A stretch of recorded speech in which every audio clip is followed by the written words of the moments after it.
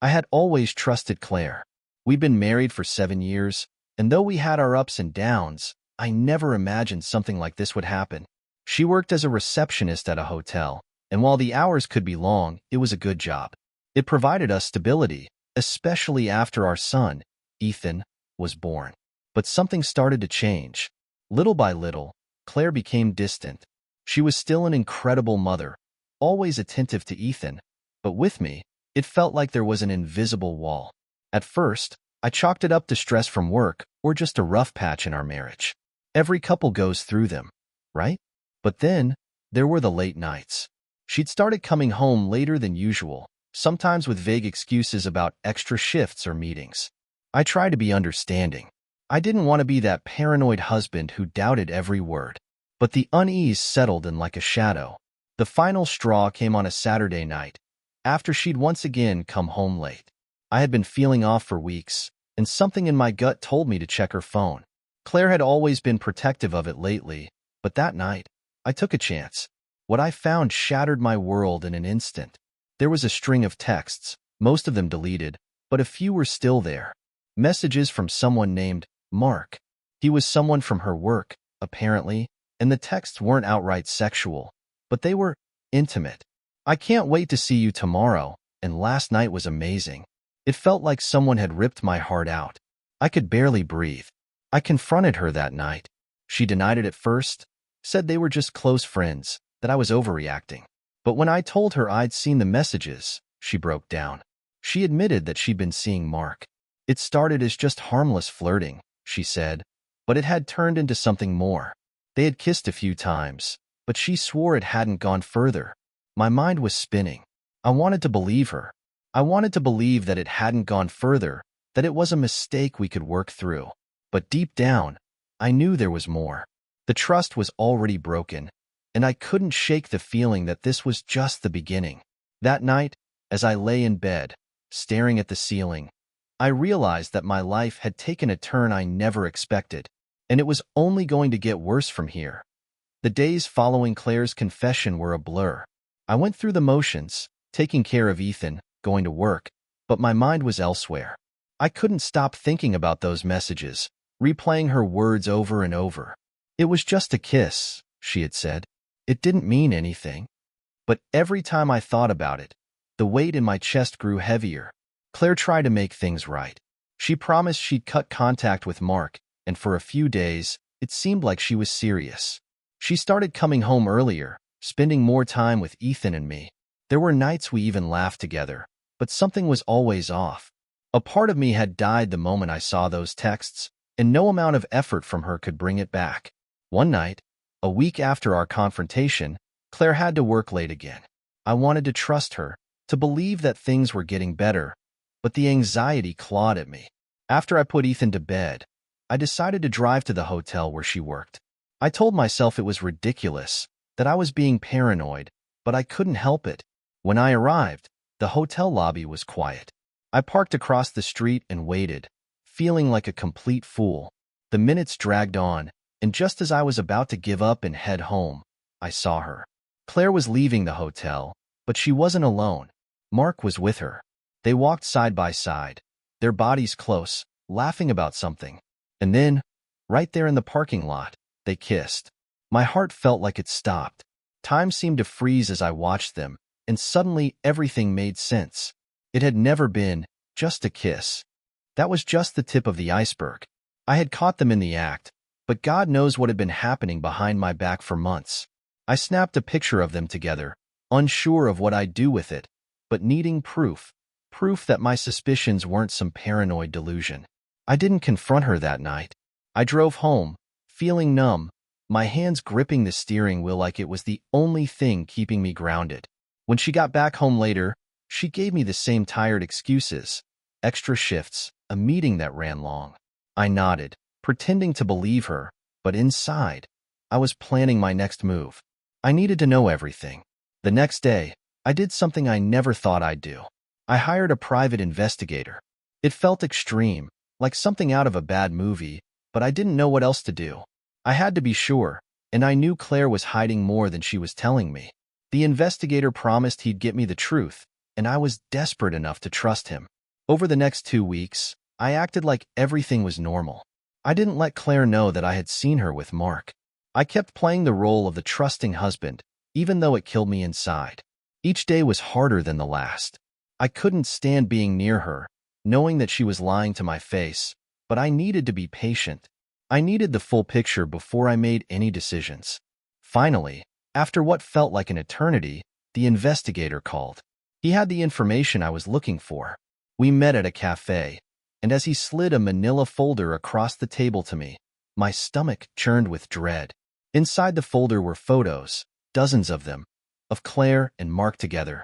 Some were innocent, just them having coffee or walking through the park.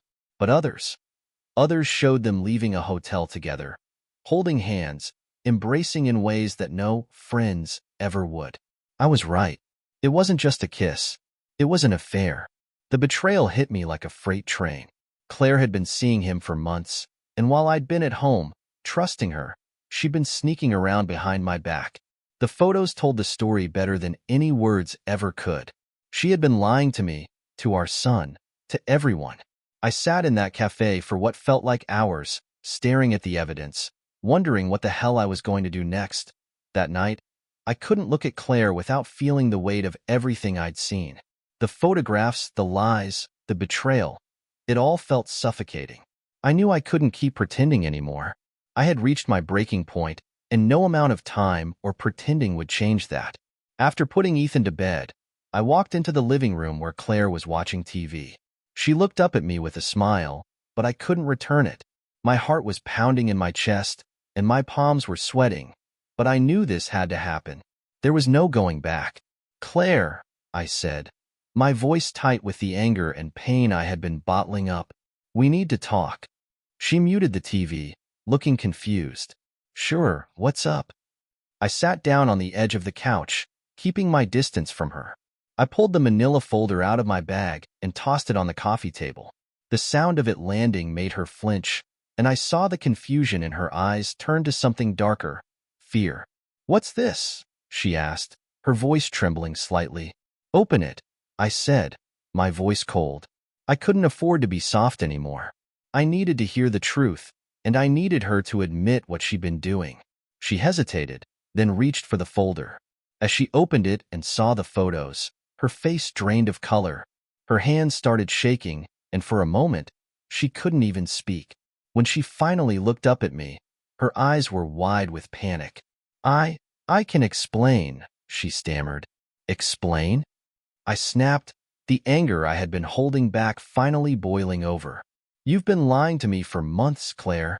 You've been sneaking around with him behind my back, and now you want to explain?" Tears welled up in her eyes, but I wasn't moved. I had spent weeks feeling broken, confused, and betrayed, while she'd carried on this affair without a second thought. The sight of her crying only made me angrier. She didn't get to play the victim here. I was going to end it," she whispered, her voice cracking. "I didn't want to hurt you. Things got out of control." "Out of control?" I repeated, incredulous. "You've been sleeping with him, Claire. You've been sneaking off to hotels, kissing him, God knows what else. Do you even hear yourself?" She broke down then, sobbing into her hands. "I'm so sorry," she choked out. "I didn't mean for this to happen, I swear. I love you. I love our family. If you loved me, you wouldn't have done this," I said sharply. I couldn't listen to her excuses anymore. The photos were burned into my mind. Every time I closed my eyes, I saw her with him. Her words meant nothing now. For a moment, the room was silent except for her sobbing. I stood up, pacing, my mind racing. What was I supposed to do now? How could I even begin to think about moving forward when everything we had built had crumbled beneath me? "Is it still happening?" I finally asked, my voice barely above a whisper. "Are you still seeing him?" She shook her head vigorously, still crying. "No, I swear. It's over. I ended it weeks ago." I didn't believe her. I didn't know if I could ever believe anything she said again. "You're lying," I said, my voice hollow. "I saw you with him. Just last week." Her sobs grew louder, and she collapsed onto the couch, burying her face in her hands. I'm so sorry, she kept repeating. I'm so sorry. But sorry wasn't enough. Sorry couldn't erase what she had done. Sorry couldn't rebuild the trust she had shattered. I wanted to scream, to yell, to throw something, but all I could do was stand there, staring at her as she fell apart. The woman I had loved, the mother of my child, had betrayed me in the worst way possible, and now she was a sobbing mess on the couch. After what felt like an eternity, I spoke again, my voice calm despite the storm raging inside me. I want you to leave. She looked up at me, her eyes wide with shock. What? I want you to leave, I repeated, my voice steady. I need space. I need time to think. I can't have you here right now. But Ethan, she started, but I cut her off. I'll take care of Ethan. You need to go. She nodded slowly, wiping at her tears. I'll stay with my sister, she whispered, just for a few days. Without another word, she stood up and walked to the bedroom to pack a bag. I watched her go, my heart heavy but resolute. As much as it hurt, I knew this was the only way forward. I couldn't begin to process what had happened with her around. I needed space. I needed to breathe. When she finally left, the house was eerily quiet.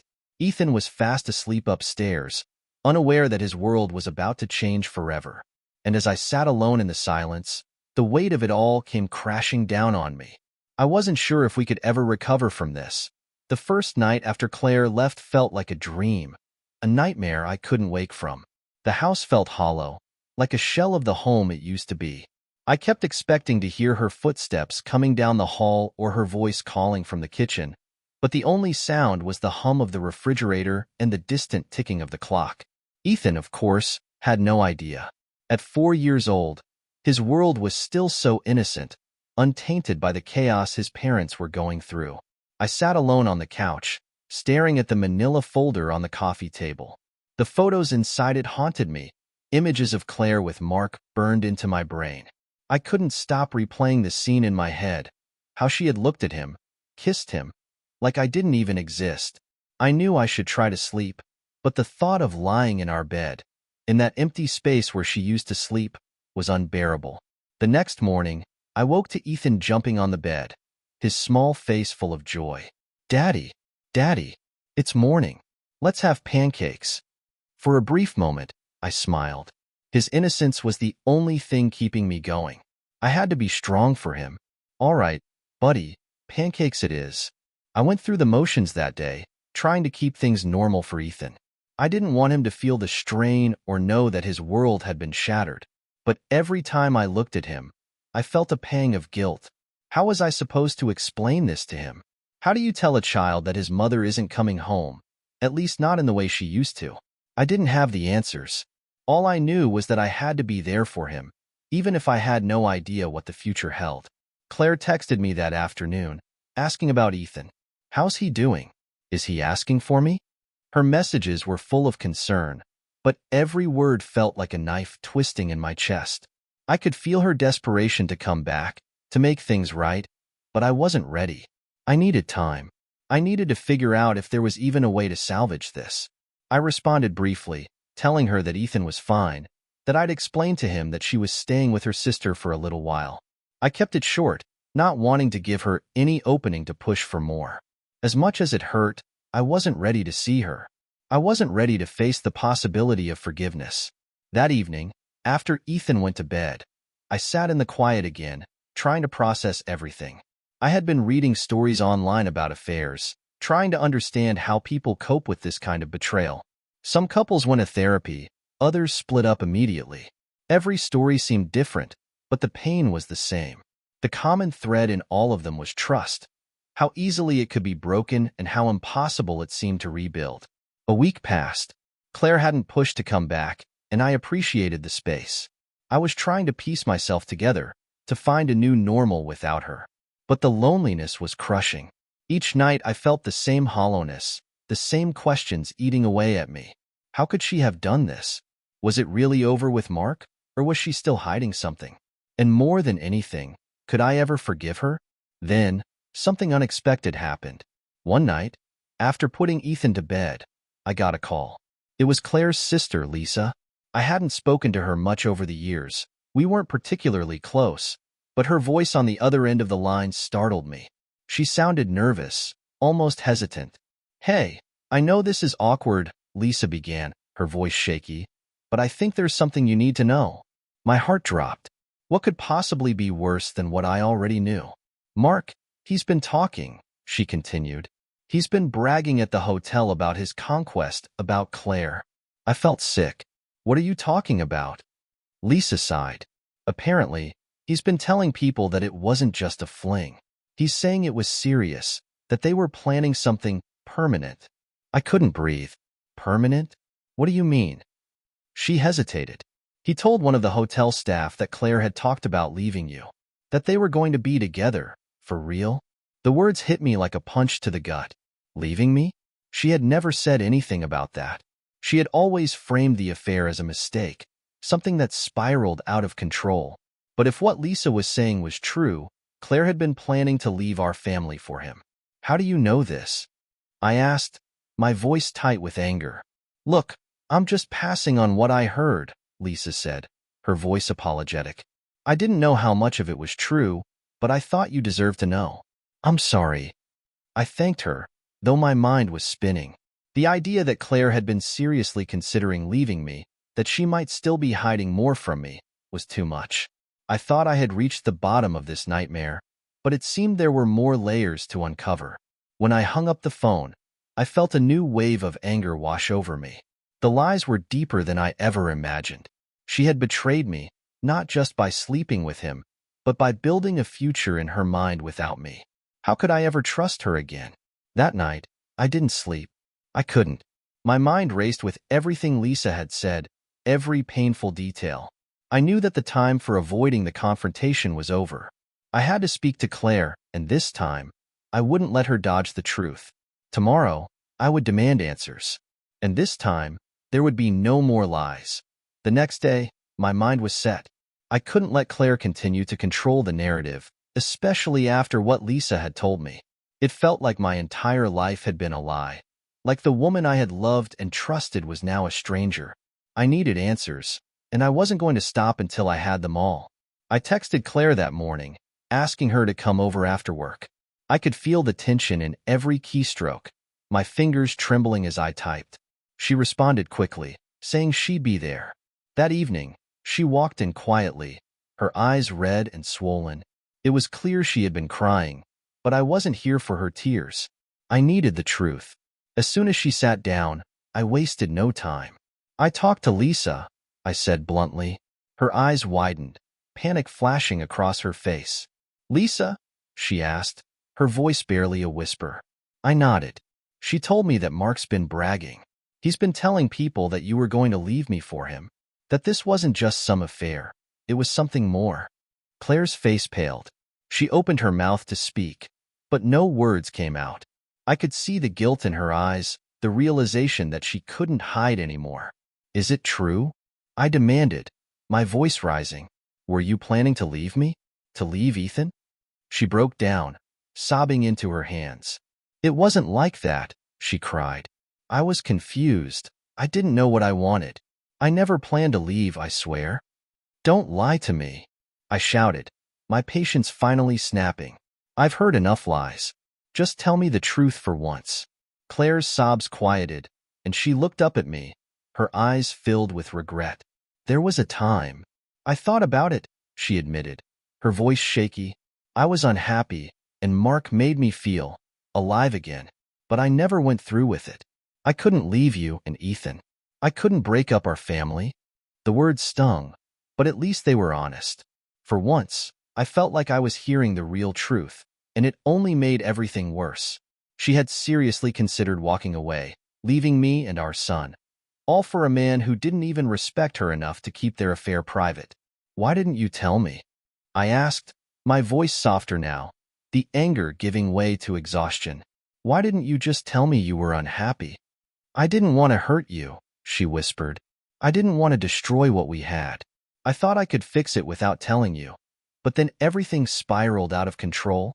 I sat down, feeling the weight of it all pressing down on me. The betrayal, the lies, the possibility that she had wanted to leave. It was too much to process. Is it really over with him? I asked, barely able to meet her gaze. Yes, she said firmly. It's over. I ended it. I want to fix things with you. I love you, and I love Ethan. Please, just give me a chance. But could I? Could I ever trust her again after everything that had happened? I didn't know. All I knew was that the woman sitting in front of me wasn't the same person I had married. I need time, I said finally. I need time to figure out what I want. Claire nodded, wiping away her tears. Take all the time you need. I'll wait as long as it takes. But as she left, I wondered if there was even a future left for us to save. Days turned into weeks, and I still couldn't make up my mind. Claire had moved in with her sister temporarily, and while I knew she wanted to come home, I just wasn't ready. Ethan asked about her every day, and I did my best to keep things normal for him, but it was clear he was missing her. One night, after putting Ethan to bed, I got a call from my best friend, Tom. He had been my rock throughout this entire ordeal, and I knew I needed his advice. You need to start thinking about yourself, man, Tom said after I had poured my heart out to him. I know you want to do what's right for Ethan, but staying in a toxic situation isn't going to help anyone in the long run. I just don't know if I can forgive her, I admitted. Every time I think about what she did, about how close she came to leaving us, it kills me. I get it, Tom replied. But at some point, you've got to decide if you're willing to move on or if this is the end. Dragging it out isn't fair to either of you. He was right, of course. I had been stuck in limbo, unable to make a decision, and it was tearing me apart. I couldn't live like this anymore. The next day, I called Claire and asked her to come over. I knew I needed to make a choice, one way or the other. When she arrived, the tension between us was palpable. We sat down, and I took a deep breath, preparing myself for what I was about to say. I've thought about everything, I began, my voice steady. And as much as it hurts, I don't think I can get past this. Claire's eyes filled with tears, but she didn't interrupt. I continued, I've lost trust in you, and I don't know if I can ever get that back. I think it's best if we go our separate ways. She nodded, her face crumpling with grief. I understand, she whispered. I'm so sorry for everything. I know, I said, my own heart breaking. But sometimes sorry isn't enough. That night, I filed for divorce. Telling Ethan about the divorce was one of the hardest things I'd ever done. He was too young to fully understand, but I could see the confusion in his eyes. Why isn't Mommy coming home? He asked, his little voice filled with innocence. We both love you very much, buddy, I said, trying to keep my voice steady. But Mommy and I aren't going to live together anymore. He didn't cry, but the sadness in his face was more painful than any tears. I hugged him tight, trying to reassure him, but inside, I felt like I had failed him. The weeks that followed were difficult. Claire moved into her own apartment, and we worked out a custody arrangement. Ethan would stay with me during the week and spend weekends with her. It wasn't ideal, but it was the best we could do. I focused on my job, on keeping things stable for Ethan, but there was no denying the emptiness that lingered. I missed the life we had before all of this, but I knew that going back was impossible. Too much had been broken. It had been a few months since the divorce was finalized when I received an unexpected phone call. It was from Mark's wife. I hadn't spoken to her since everything had come out, but I knew she had filed for divorce as well. I hadn't given much thought to Mark after everything ended with Claire. As far as I was concerned, he was part of the past I was trying to move on from. Hey, she said, her voice tense. I thought you should know. Mark's been trying to get back in touch with Claire. My stomach dropped. What? He's been calling her, texting her. I don't know if they're seeing each other again, but I thought you'd want to know. I thanked her for telling me, but the news left me reeling. After everything, was Claire still involved with him? Had she lied to me again? That night, I couldn't stop thinking about what Mark's wife had said. I debated whether I should confront Claire, or if it even mattered anymore. We were divorced now. She was free to do what she wanted. But the thought of her still being involved with him made my blood boil. I decided I needed to know. I called her the next day and asked if we could talk. When she arrived, I wasted no time. I heard Mark's been trying to contact you, I said, watching her closely for any sign of guilt. Claire looked startled but didn't deny it. He, he did reach out, she admitted. But I didn't respond. I told you, it's over between us. Are you sure? I pressed. Because if you're still seeing him, I need to know. I'm not, she said firmly. I don't want anything to do with him. I swear. Her words seemed sincere, but after everything we'd been through, I couldn't help but doubt. I didn't know if I would ever fully believe her again as the months passed. I tried to focus on rebuilding my life. I spent more time with friends, threw myself into work, and did everything I could to make Ethan's life as normal as possible. Claire and I kept things civil for his sake, but our conversations were brief and to the point. I still couldn't fully let go of the anger, but I knew I had to. One evening, I was sitting on the couch, flipping through old photo albums, when I came across a picture of Claire and me from our honeymoon. We looked so happy, so in love. I stared at it for a long time, wondering where it had all gone wrong. The truth was, there was no single moment, no one event that had led us to where we were now. It was a series of small cracks that had grown over time, until everything finally shattered. I put the album away, realizing that it was time to let go. Holding on to the past, to the hurt, wasn't helping anyone. Claire had made her choices, and I had made mine. It was time to move forward. 6 months after the divorce, I met someone. Her name was Emma, and we clicked almost immediately. She wasn't anything like Claire. Where Claire had been outgoing and bold, Emma was quiet and thoughtful. She was patient, kind, and understanding of everything I had been through. We started slowly, just getting to know each other, but for the first time in a long while, I felt hopeful about the future. Co-parenting with Claire was not without its challenges. We tried to keep things civil for Ethan's sake, but there were moments when the old bitterness resurfaced. Every time I dropped Ethan off at her apartment, I wondered if she was really done with Mark, if there were still secrets she wasn't telling me. But I had to let it go. I couldn't control her life anymore, and obsessing over it was only hurting me. Ethan, for his part, seemed to be adjusting well. He was resilient, far more than I gave him credit for.